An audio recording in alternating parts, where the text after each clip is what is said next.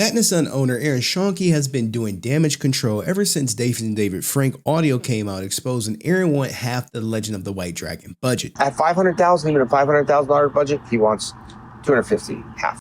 Because when the budget was a lot smaller, I was saying, we would definitely need half. Aaron will go on to turn his Instagram page into a Jason David Frank remembrance page, trying to convince the world what good friends they were. Then I was contacted by someone who used to work with Aaron that will never work with him again. Hey man, I got some info, not sure what to share or how to share it, but I would love what you're doing with the JDF stuff with Aaron. I get excited because literally guys, the only way Aaron gets exposed is people who formerly worked with him start stepping up. Is there a way that I could talk to you about it? I don't want to directly get involved. This isn't even my main account. Notice how this person wants to protect their identity even from me. Among the 9 people I am in contact with, almost all of them want to remain anonymous because they're actually more successful now that they got out of Aaron camp. One person even goes on to allege Aaron does campaigns against people behind their backs professionally, like sends out emails to contacts in the industry to try to get you blacklisted from people. And he isn't big enough deal, you might think, but drama is drama and you lose connections and work. The alleged smear campaigns are part of the reason most of his former cast refused to speak out against him. However, that didn't stop one source from going on to do an anonymous interview that is now going viral. That anonymous interview has led to multiple people who worked with Aaron Schoenke come forward with new information regarding their own personal experience with him. Even Kevin Porter, the Batman that you've known for years, goes on the record stating, "I have nothing to say about those guys." It's something about Kevin's statement that says a lot, considering they were some heavy allegations allegedly spread by Aaron at Kevin's expense. And to be honest, there would be no Bat & Son without Kevin Porter being their Batman for over a decade. After Kevin's statement, another source reached out to me saying, "It's not something I'm really willing to talk about on record. It was a long time ago and it's painful to think about or talk about. We were a family and now we aren't. Main get is Tati. She knows everything. She is very happy now though. We all have moved on and put it all behind us. But I can tell you are a good person and just interested in answers. Wish I could give them to you without getting involved." Notice how another source wants to stay anonymous and not get involved, but that did not stop me. With this information, I sent Tatiana Neva a DM and it said, "Hey, I'm exposing Aaron Schoenke for his wrongdoing and wondering if you cared to comment considering you work with him." I also attached the anonymous interview I did. Flashback.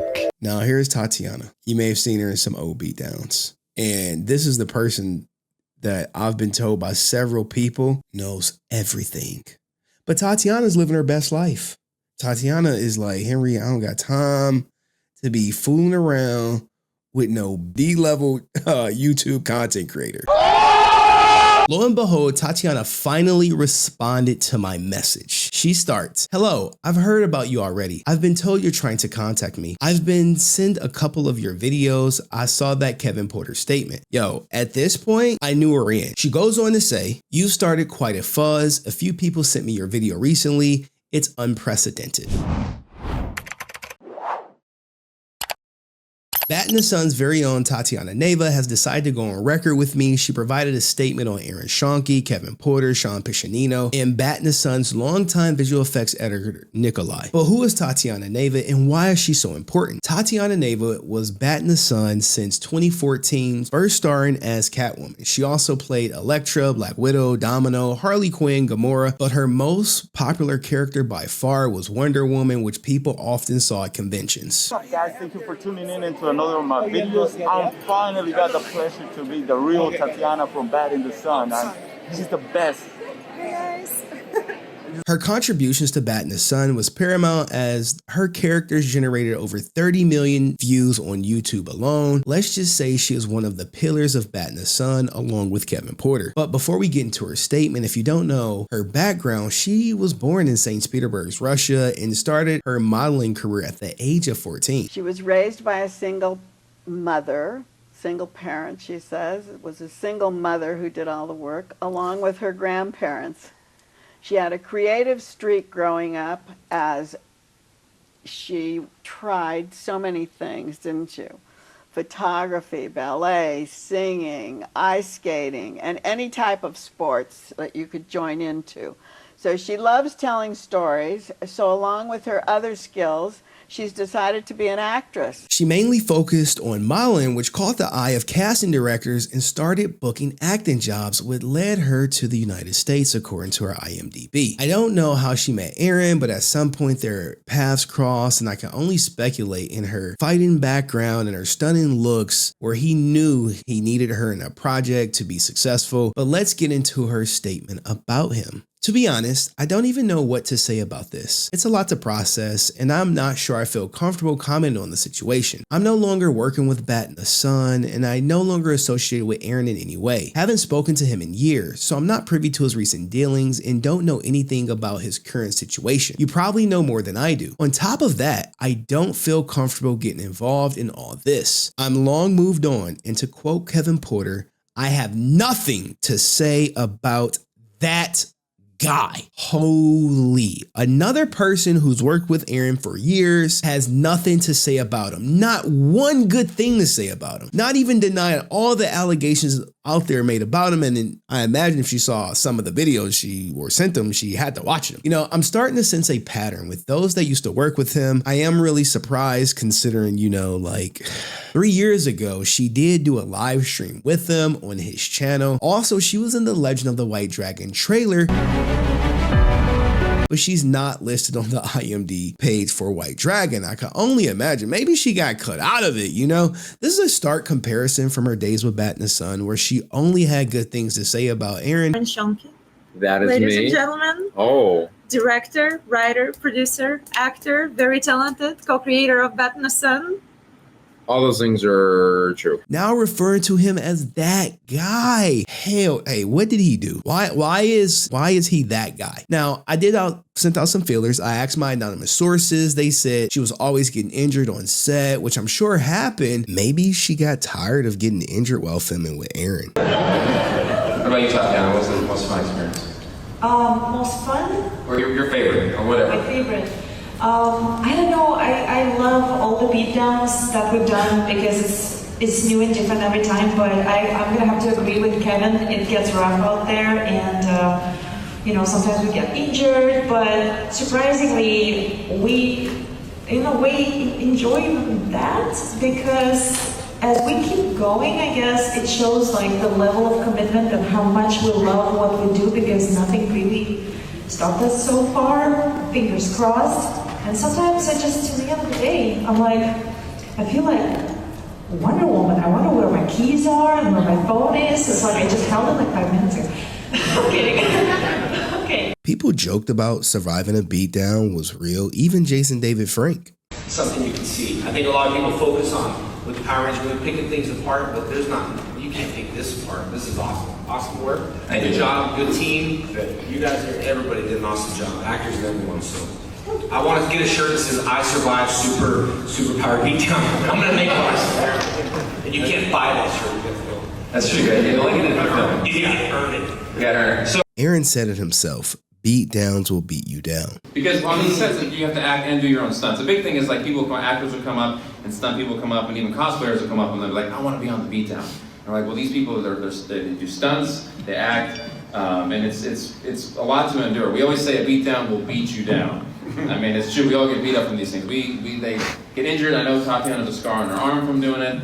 I know everyone's endured a lot of stuff. So what? Kevin Porter talked about filming for 12 hours. Versus Killmonger, the most recent one, we're shooting until 3, 4, 5 o'clock in the morning. So you need to come in lean and mean, in shape and ready to move, ready to fight for 12 hours straight. And it's not easy. It's not easy at all.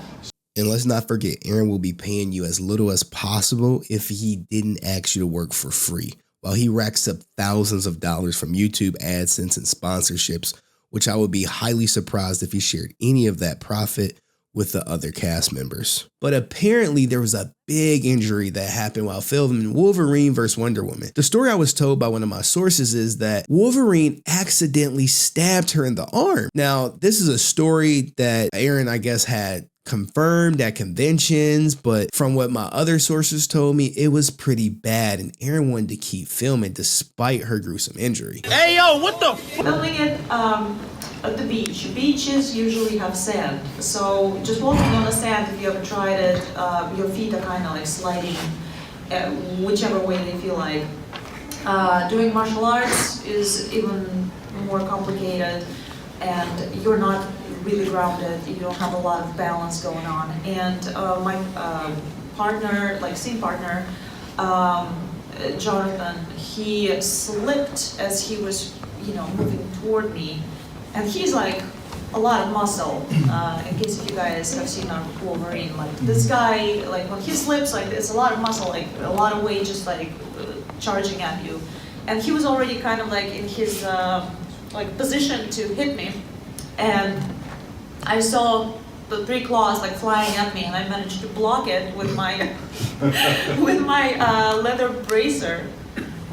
I blocked 2 of them, and the 3rd one just slipped right off it and went straight into my arm. And I just remember seeing like 4th of July fireworks. I saw a lot of colors for a second. I was like, whoa! I had mixed emotions. It was really painful, but really beautiful. And then my arm was just kind of like hanging, and I couldn't lift it. I couldn't feel it. I just felt like a lot of pain, but then it went numb. And there was like blood, like kind of pouring out of the wound. But I already had a lot of fake blood on me, so Erin was like, "Is that real?" I was like, "I'm afraid so." So it was a wrap of Tatiana that day, and they patched me up. We cleaned the wound. We actually literally super glued it and put some butterfly stitches on it and some band-aids. And we were not sure if we were able to continue filming the next day, because I didn't know if I was gonna be able to even lift my arm. But 70% of it was back the next day, so we actually managed to finish it. I knew you'd be back. That was quite an unforgettable experience for me. But she wasn't the only person who got hurt. The person who played Wolverine, John Carroll, allegedly had a neck problem after one of the stunts. Good luck getting him to speak out against him. I bet Erin promised him something, considering after I contacted John, Erin posted him on his IG. Coincidence? I think not. Yoshi Sudarso allegedly worked on an upset stomach playing Spider-Man, which some people are saying, could be illegal. Alvin Hissing, hopefully I said his name right, allegedly, who played Winter Soldier, sprained his ankle, tearing a ligament, leaving him out of commission for a month. And Peter Jang allegedly stabbed his toe while playing Ryu. All these injuries are crazy. So I end up sending this screenshot to one of my anonymous sources. Like I said, I got 9 of them. And their response was, whoever said that is speaking truth. I cannot help but think that, that going back to Tatiana, that she is probably likely holding back, but she also wanted to speak on behalf of Nikolai, the visual effects editor. There's one more thing. I heard some things being said about Nikolai, visual effects. I just want to clarify, he is not lazy person by any means. He's a very hardworking person, despite the challenges life presented him with. He is very kind and sweet, very honest, very honorable, has a very high level of integrity, easily one of the best people I ever encountered in this industry, just in general. He is always overwhelmed with extremely high amounts of work and barely has time for anything. In my personal opinion, he is a very talented and skilled and has exceptional work ethic. He always strived to deliver what he was directed to do or better. Some of the visual effects are good that you might not even notice they are there. And if he had more time and money, he'd probably be even better. But in all honesty, he's really great, and a large reason for Bat in the Sun's success over the years, as his work really elevated the projects and made them stand out amongst other things. He truly doesn't deserve to be blamed for anything. If you knew more about him, you'd understand what I'm talking about. And if sometimes he is requested to recreate an effect he's done before, I honestly don't see anything wrong with that. But as far as I know, it's not a copy and paste type situation. He still has custom create an effect to fit a specific shot. Please show him some kindness. He's a really good soul and a very good person. You have to wonder why Aaron worked with Nikolai for so long. Is it loyalty? And if my anonymous source is right, it's because he likely doesn't pay Nikolai that much. You know, the average salary for what Nikolai does doing special effects is around $105,000 a year. And I am sure Aaron is not paying him that. Nikolai, we're talking about you here. Okay, I have a lot of people in front of me. See? Oh, I'm not lying. Okay. Nikolai is our effects artist. We basically have one effects artist. He is incredible. He does all the effects you see. He's basically worked with like 100 men in one. He works so hard. He never takes days off. Ever. I'll tell him, take a day off. He's like, oh, I had one like 3 weeks ago. He's Russian. That's my Russian accent. But he's fantastic. Tatiana can probably do better. Anyways, I just want to give you guys how awesome is Nikolai. Nikolai is awesome, right?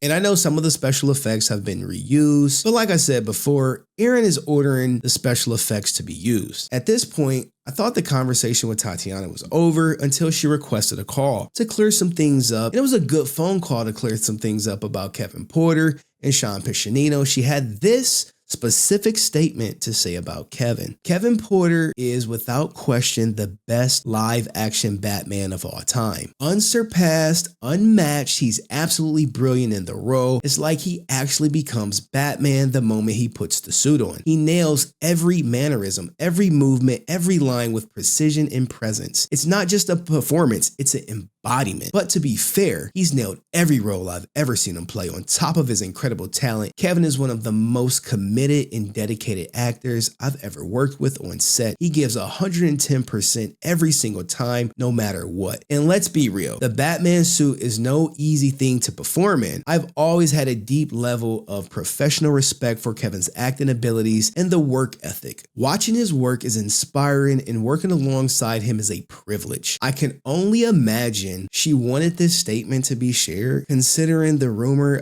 Aaron allegedly spread about Kevin, which, if it's true, it says more about Aaron than it does about Kevin. Keep in mind, for the longest time, the top two faces for Bat in the Sun were Kevin Porter and Tatiana Neva. Their images were used everywhere to promote Bat in the Sun, but let's move on to her statement regarding Sean Piccinino, who Aaron allegedly tried to destroy for getting the directing job over him for Salvage Marines. Sean used to use his martial arts background to be the fight choreography and helped as a stunt coordinator for Bat in the Sun from 2012 to 2018, according to the Wikipedia. Sean has always been incredibly kind, honorable, respectful, and gracious with me. He's treated me with a level of integrity and respect that's generally rare. If I were to compare him to a fictional character, he'd be Jon Snow from Game of Thrones, but even cooler and a lot more fun. He's been consistently reliable, highly professional in every interaction we've had, while still being friendly and lighthearted. Around him, I've always felt a sense of safety and ease, like I could fully trust the space he created. On top of that, he's an absolute powerhouse of talent. Sean is like a one-stop creative shop, an advanced martial artist, an outstanding director and producer, a brilliant writer, actor, stunt performer, fight choreographer, stunt coordinator, visual effects artist, and probably more. His skill set is not just impressive, it's inspiring. Wow. Like, if I'm Sean, like, watching this, I would be moved emotionally, considering one of the people I work with has such an amazing words to say about me, which is a vast difference from what she had to say about Aaron. I imagine Aaron maybe does not live up to what Sean does, not even a fraction. But I dug a little deeper and I found an old interview with Sean where he said this. Number one, he said, don't be a a-hole. That was one of the biggest rules. So this business is so small that if you're a jerk, it's going to come back around. So that was one of the first things he told me. He's like, and he was very colorful in the way he explained it, but he's like, that PA that you're working with on set 1 week, a year later, they might be producing the show that you're working on. You know, that's the way this business works. So if you're a jerk to that extra, they might be the star of some show in a year or two. So you just never, you should never treat people, poorly. And especially I mean, that's just in life, but especially in this business because it is really so small. You're end up going to have to work with the same people again, most likely.